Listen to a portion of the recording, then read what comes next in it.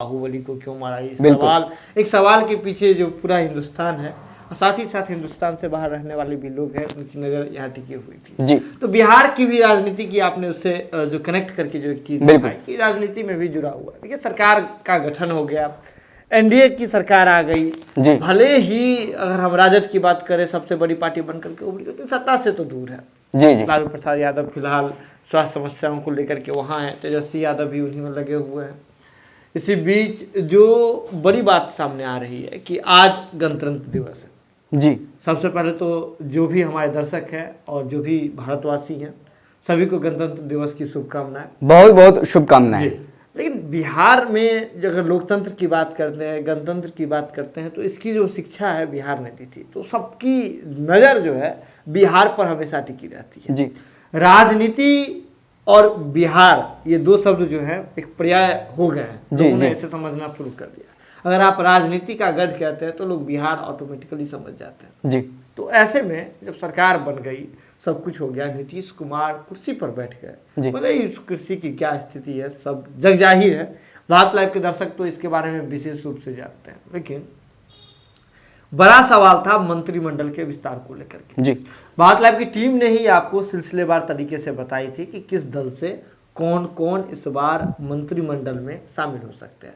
मंत्रिमंडल में शामिल को लेकर के जो नीतीश कुमार, जो पहले से जो नीतीश कुमार की नीति रही है, हम सोशल इंजीनियरिंग वाली बात कर रहे हैं, उसी पर भाजपा भी अपना फॉर्मूला सेट करने में लगी हुई। बिल्कुल। आगे बंगाल का चुनाव है, बंगाल चुनाव से पहले देख लीजिए किस तरह से नरेंद्र मोदी जब वहाँ सुभाष चंद्र बोस की जयंती मनाने के लिए वहाँ पहुंचे हुए थे, उस दौरान क्या कुछ घटनाक्रम हुई थी और मतलब सोशल जगह पे जाकर के, एक जगह ओपन में जाकर के ममता बनर्जी और नरेंद्र मोदी के बीच जो तलखी है साफ तौर पे जग जाहिर हो जाती है। जी जी। ममता बनर्जी बोलने से इनकार कर देती है, बिल्कुल, और कहीं ना कहीं राजनीति को एक नया मोड़ दे दिया जाता है बंगाल में, और इसका सीधा प्रभाव बिहार में पड़ना है। बिहार में मंत्रिमंडल का विस्तार होना है। अब देखिए ना, बंगाल की राजनीति और बिहार का मंत्रिमंडल विस्तार, ये दो चीजें हैं। बिहार की राजनीति एक दूसरे को होता है डायरेक्टली प्रोपोर्शनल, बायोलॉजी समझाते रहते हैं और चीज समझा देते हैं, डायरेक्टली प्रोपोर्शनल, यानी कि यहाँ जिस तरह से बदलाव होगा उसका सीधा असर जो है बंगाल में होगा। ये बातें सबको पता है और पड़ोसी भी है बिहार बंगाल का।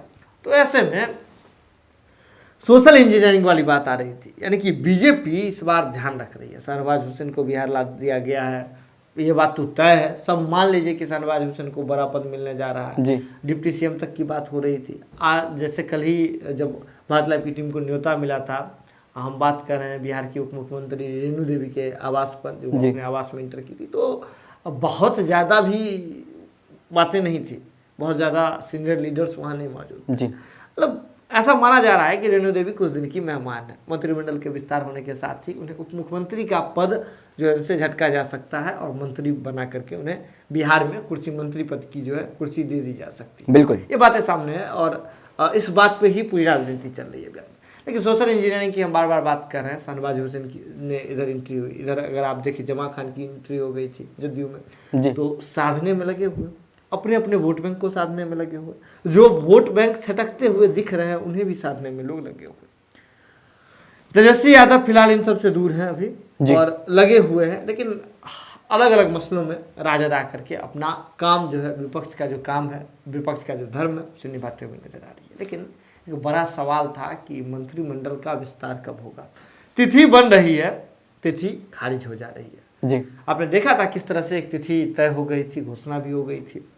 आते हैं बाहर के लीडर्स आते हैं, बिहार में मीटिंग की जाती है, लेकिन भीतर खाने में क्या कुछ होता है बंद कमरे में, बातें स्पष्ट तौर पर बाहर नहीं आ पाती। लेकिन ये तो बात जरूर है कि खिचड़ी जो है नहीं पक पाई, खीर नहीं बन पाया। बिल्कुल, यानी कि जब खीर नहीं बन पाया तभी तो दूध इधर निकल गए, चावल इधर निकल गए, चीनी इधर निकल गए, जो लगाने वाले थे सब अपना अपना लेकर के निकल गए। अब बिहार में बस एक ही चीज बची है, आग। आग बिहार की राजनीति में लगातार जी। तो किसी तरह से अगर जो समीकरण की बात हो रही थी, नीतीश कुमार ने भी फॉर्मूला बताया था, हमने पिछले रातों रात के दौरान दिखाया था कि नीतीश कुमार की नहीं चलने वाली है। कितने लोग जो है संभावित थे जिस बार, जैसे जदयू के 11 इस बार जो नए विधायक होंगे, माफ कीजिएगा, जो 11 विधायक होंगे जो मंत्री पद का शपथ लेंगे जदयू से, ये एक आंकड़ा है, संभावित आंकड़ा। भाजपा से बात करें तो 12 होंगे, 50-50 के करीब दिख रहा है, लेकिन जब टोटल करते हैं तो अभी तो 7-4 वाला है जी, ना मसला, फॉर्मूला चल रहा है। हाँ, तो ऐसे में डिफरेंस बड़ा हो जाता है जी। लेकिन मंत्रिमंडल के विस्तार को लेकर के अब जो है, जो हमारे सूत्र हैं, भारत लाइव के सूत्र हैं, उन्होंने एक बड़ा दावा कर दिया है। जी। दिल्ली गए हुए थे तारकिशोर प्रसाद जी। वो बिहार के उप मुख्यमंत्री हैं, साथ ही साथ भाजपा और जदयू के बीच जहां सुशील मोदी पहले कनेक्टिंग लिंक हुआ करते थे, जी। जिन बातों को रखने के लिए जाने जाते थे, तो अब उनकी जगह तारकिशोर प्रसाद ने ले लिया है। तो तारकिशोर प्रसाद गए हुए थे दिल्ली, अक्सर जाते रहते हैं, लेकिन इस बार उनका दिल्ली जाना खास था। स्वागत हुआ है, स्वागत करते हुए फोटो हुई है, फोटो जो है सार्वजनिक हुई है, और ये बातें थी कि मंत्री पद की जो सूची है, मंत्रिमंडल में किन किन को शामिल किया जाना है, किन किन विधायकों को जगह दी जानी है, उसकी सूची लेकर के लौटेंगे। तो कहीं ना कहीं तारकिशोर प्रसाद लौट चुके हैं। आज 26 जनवरी है, तो इस दौरान राजनीति की बात नहीं होगी, देश हित की बात। जी जी। इसके बाद अगर बात करें, कल 27 हो जाती है, तो कल पैकअप और प्लान, प्री प्लान जो है डेट है जी। 26 की बात हो गई। 26 तारीख को गणतंत्र दिवस मना करके सभी लोग थक जाएंगे, अलग अलग जगह होंगे, अपने अपने विधानसभा क्षेत्र में बहुत सारे लोग पहुंच जाएंगे, विधायक पहुंच जाएंगे। 27 को इकट्ठा किया जाएगा जी। रात तक जो जुटान है वो होना शुरू हो जाएगा। एक होता है ना बॉन फायर जी, बॉन फायर आपको बहुत सारे पार्टी कार्यालयों में जो आपको 27 की रात को दिखनी शुरू हो जाएगी जी। और मंत्रिमंडल विस्तार का जो पिटारा है, जो एक बॉक्स है, होता है कि आप गांधी मैदान गए होंगे, गांधी मैदान में जादू दिखाया जाता है जी जी। लोग इकट्ठा रहते हैं, लड़की से लड़के को सांप बना देता है, सांप से लड़की, लेकिन लास्ट में पिटारा खोलता है, कहता है उसमें सांप के चेहरे पे, फन पे जो है किसी आदमी का चेहरा इच्छाधारी है। पिटारा सबसे लास्ट में खोला जाता है जब जरी बेच, बिल्कुल बिल्कुल। तो जरी जो है बेचने का काम 27 तक हो जाएगा, 27 के रात तक। और पिटारा जो है अंतिम जादुई पिटारा वो 28 को खुल जाएगा। 28 तारीख जो है बिहार में मंत्रिमंडल के विस्तार को लेकर के बेहद अहम है, बेहद अहम 28 तारीख। अब जब मंत्रिमंडल पद का विस्तार ही हो रहा है, मंत्रिमंडल का कैबिनेट का विस्तार ही हो रहा है, तो नाम जो है कुछ जिस पर लगभग मुहर लग गई है, और क्या उसके पीछे रणनीति है उसको लेकर के भी हम चर्चा कर ही लेते हैं। पहले बीजेपी में आ जाते हैं। बीजेपी में एक पुख्ता नाम है, वो है शहनवाज हुसैन का जी।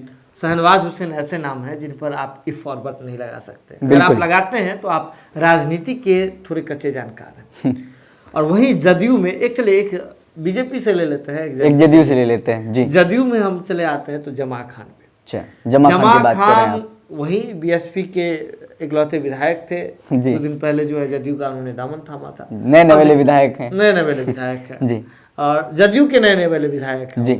और उन्होंने जदयू के विधायकों की संख्या बढ़ाने में भी नीतीश कुमार की मदद की। अब देखिए बीजेपी और जदयू में जो दरार है अरुणाचल प्रदेश के बाद जो पैदा हुई थी, और नीतीश कुमार को पीछे दिखाने वाली या छोटा भाई बनाने वाली जो बातें हैं, इसको लेकर के नीतीश कुमार भी रणनीति बना रहे हैं। शहनवाज हुसैन का नाम जहां मोहर लग गया है, शहनवाज हुसैन का जो एक बोर्ड समझिए किसी मंत्रालय के उस पे आवास पे टंग गया है, बस उस बोर्ड पर से पर्दा हटाने की देर है। तो इसी प्रकार से शहनवाज हुसैन का जो चेहरा है, जो मुस्लिम वोट बैंक है, उसको काटने के लिए नीतीश कुमार जमा खान के नाम पर मोहर लगा चुके हैं। शहनवाज हुसैन पर जो है तगड़ा प्रहार करने के लिए जमा खान जी, ये दो नाम आपको पैरेलल दिखेंगे।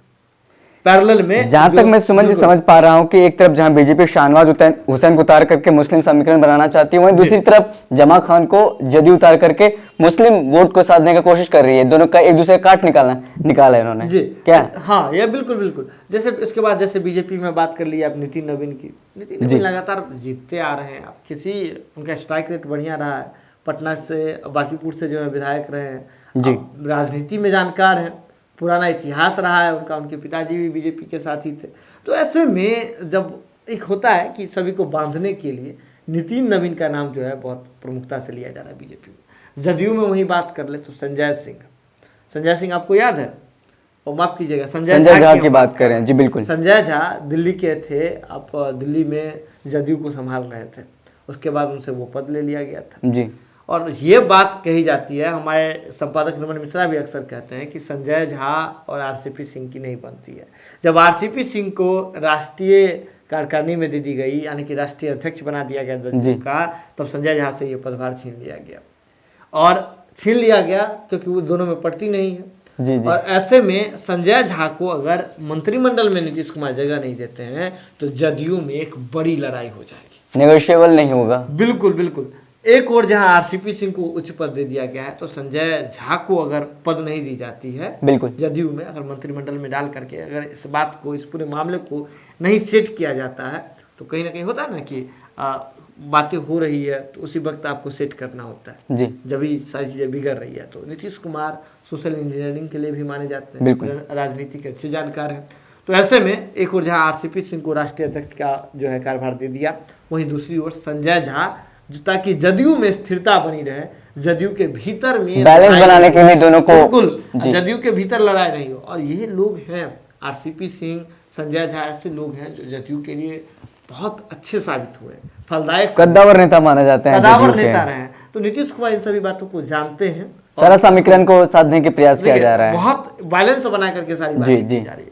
उसके बाद नीरज कुमार की बात कर रहे हैं, जी, पूर्व में मंत्री रह चुके हैं, फिलहाल एमएलसी हैं भारत जदयू की लाइव तरफ से। हाँ बिल्कुल, भारत लाइव की टीम ने भी एक बड़ी बात कही थी कि नीरज कुमार को जदयू का प्रदेश अध्यक्ष बनाया जा सकता है। उसमें भी नाम आ रहा था नीरज कुमार का, बिल्कुल प्रमुखता से सामने आ जी रहा था। जी। नीरज कुमार राजद को अकेले देखते रहते हैं हमेशा, बिल्कुल। और राजद पर हमेशा हमलावर रहते हैं। जिस तरह खास से करके भाजपा में सुशील मोदी हमलावर रहते हैं, वहीं जदयू की ओर से नीरज कुमार ने अकेले पूरा कारभार संभाल लिया। बिल्कुल। पूरा राजद का विरोध करने का, एक विपक्ष को कैसे मतलब हमेशा दिखाते रहना है, वो राजनीतिक जो होती है उच्च नीच की बात, वो नीरज कुमार उसमें बहुत मास्टर है। और नीरज कुमार पूर्व मंत्री रह चुके हैं। तो ऐसे में ये बातें तय थी कि नीरज कुमार को जदयू में जो है प्रदेश अध्यक्ष बनाया जा सकता है, बिहार का प्रदेश अध्यक्ष बनाया जा सकता है। लेकिन कुशवाहा समीकरण को, लव कुश समीकरण को साधने की नीतीश कुमार ने कोशिश कर ली, उमेश कुशवाहा को कमान दे दिया।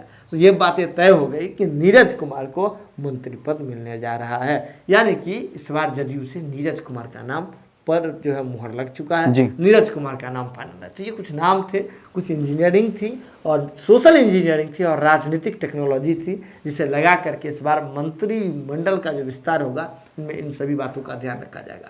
तो कहीं ना कहीं 28 जनवरी जो है बेहद अहम तारीख है, उसी दिन जादुई पिटारा खुलने वाला है जी। तो चलिए, आपने बाहुबली फिल्म में भी देखा होगा, उसका पार्ट 2 भी आपने देखा होगा कि कटप्पा ने बाहुबली को क्यों मारा। तो अगर आपने ये वीडियो पूरा देख लिया है तो आपको पता चल गया होगा कि कौन कौन नाम है जो कि मंत्रिमंडल में शामिल होने वाले हैं और कौन ऐसे तारीख हैं मंत्रिमंडल का गठन होना है। तो चलिए, इस रातों रात में विराम देते हैं, फिर अगले रातों रात में मिलेंगे और कोई बड़ी राजनीतिक समीकरण के साथ मौजूद रहेंगे हम। तब तक के लिए बहुत बहुत धन्यवाद। अगर ये वीडियो पसंद आई और वह बिहार के राजनीति और बिहारियत से सरोकार रखेनी तो सब्सक्राइब बटन दबा के चैनल के सब्सक्राइब कर ली। ओजे एगो घंटी बा, ओकरा बटन दबा देला से कुल सटीक और मारक खबर रुआ मुफ्त में मिल जाई। अगर रुआ पत्रकारिता के हमनी के नया प्रयोग में सहयोग कर चाहतानी तो ज्वाइन बटन दबा दी। पेटीएम नंबर नोट कर ली 9386816700। धन्यवाद।